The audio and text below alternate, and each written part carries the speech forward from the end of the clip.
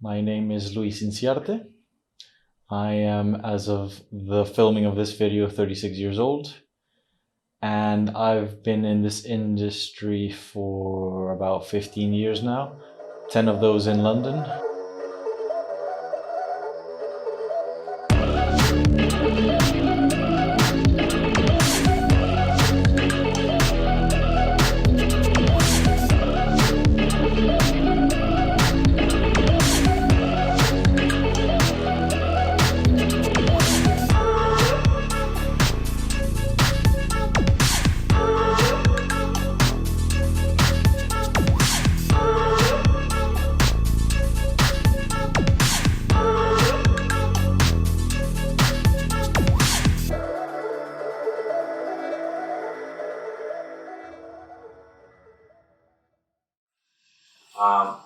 So I think the sort of format we could have is we start at what narrative is right now, and we present ourselves as narrative, talk a little bit about what narrative is, and the values, and coming to those things, and a little bit of background and all that sort of stuff. But there is a before leading up to it, which I think is a nice sort of like sitting down, talking heads aspect of it. It should, like you said, it should feel raw and real. Real and tangible. I applied to a company called Hayes Davidson, and they actually replied back saying, "Sure, can you come in for a cup of tea, for a chat?" There was a group of like-minded people who were all under one roof, and they were all doing the same, pursuing the same passion and sharing. This was the big element in my career that I didn't have at that point. Sharing was either posting a post on a forum. Being exposed to somebody like Alan Davidson was incredibly lucky for me. That for me, that's one of the biggest things I'd say fundamentally changed everything about my profession for me. At that stage in time, I only thought about just the coolness factor of the 3D rather than what's the purpose of this. And this is very, very like, this is even before sitting down and actually being taught that this is why we do what we do, right? What's the theory behind it? There is a very, very precise and emotive craft to what we do. It's not just about creating images. There's a reason why. There's people behind the scenes that you don't really think about if you just think about the 3D. The thing that ended up being the most important for me after realizing technology versus craftsmanship, we all have access to the same tech, but it's the craftsmanship that makes a difference. So what is narrative? Kind of one of the narrative threads I'd like for it to kind of keep sort of following throughout the film, but it's not about that. Bio team, talking heads, once again, another narrative thread, but it's not about that. It's the final hours of our first short. Some of the tech IT stuff is all very subtle, like we get a new computer and they say, oh wow, we got the new computer, and we kind of show the thing, and they say, oh, the benchmark and that, so you know those little moments, plus the existing kit, how we're all laid out, how everything's nicely sort of. Literally as if it feels like almost like a diary where you just kind of like, we've thrown things each day a little bit more and a little bit more, and this is where we got to at the end. Yeah. We didn't have an additional kind of couple of weeks to edit it anymore and like polish certain things. It feels like quite raw. Yeah, it feels like, yeah. I mean, it'll be polished in the right place.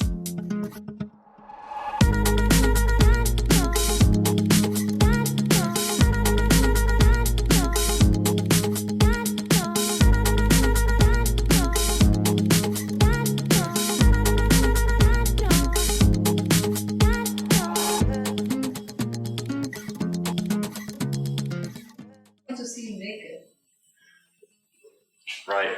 This is the real Baby Yoda. Does he have a Please tell me he has a he's a sexual. Probably.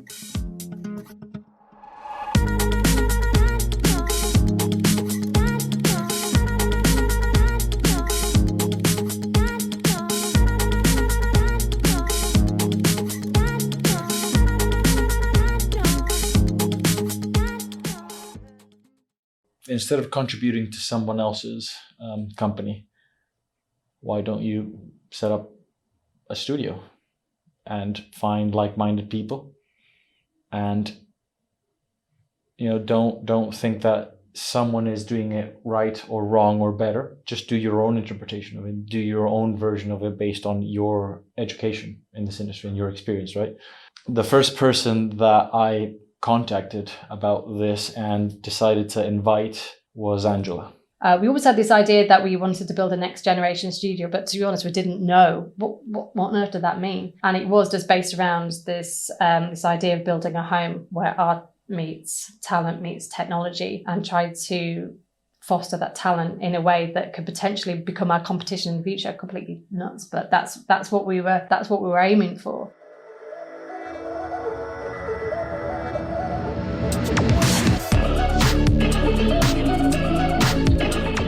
So my name is Angela Brown, and I am a director at Narrativ.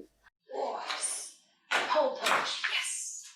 My role at Narrativ is essentially, I would say, director of operations. I don't have that official title, but that's what I'm just going to call myself. In the first couple of months, it was just getting things ready to relaunch the company with myself on board. So there was a backlog of administration. The accounts were a complete mess. It's okay to not know something.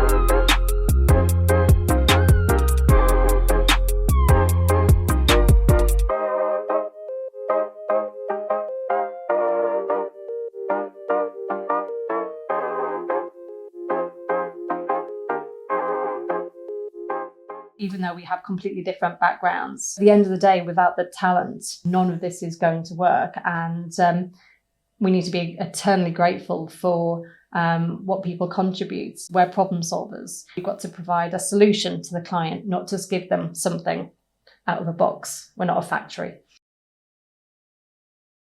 There was an opportunity actually that was created to take the Olympia concept and actually modernize it and create a new London destination. So we created the 10 marketing images, helped them raise private funding, and also we created some additional immersive 360 image assets. So the next stage was to create a fun, quirky, interesting looking film, which we collaborated with our lovely 11. And then, as you all know, the pandemic happened. You got people talking and questioning, do we need office space in the future? Then, challenge was, we need to make a new film. We have office space to sell. We initially had 6 weeks, then we had 4 weeks, and then when everything was planned and done, we had 2 weeks to produce just a few little shots. So then we had to get creative, essentially, on how to get this shit done. How do we do a project like this in 2 weeks? None of the benefits and luxuries of a big studio. Break it the fuck down into small little problems. We have a very big problem, it's the project. The project is divided into planning, you got pre-production, you got production, you got post-production, you got rendering. We have experience working on tight deadlines and years of experience working in the industry. We have a fantastic support system, so 11 was very, very helpful with consultation and just morale. Then we did a quick little animatic, right? So we were commissioned initially to do 30 seconds of animation, and then we actually supplied them with 1:40. They decided to use every single shot, but just very short. We prioritized people with expertise to do specific aspects. We bought new computers, only one arrived in time. We thought we could render a lot of it in-house. A lot of very long, detailed calculations and formulas and being very accurate about it, we determined that we could render that one. So after a lot of talking, a lot of excitement and everything, then we just realized we wanted to do a few more shots. These few shots extra. I'm gonna show you guys the final hours of this process, and we haven't finished yet. We still have a couple of shots that we assumed were going to be finished overnight.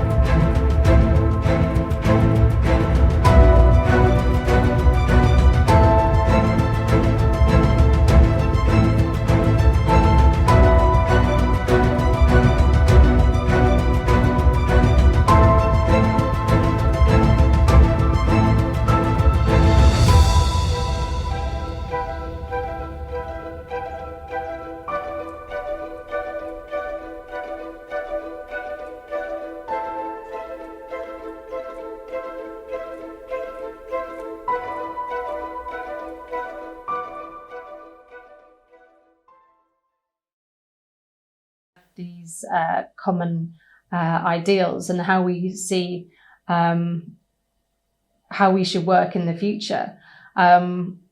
We saw that kind of the difficulties and the struggles, particularly that artists have in realizing their potential. And we just wanted to try and unlock that somehow. And perhaps we might be able to do that. Could we actually create a home where talent and artistry and professionalism could thrive?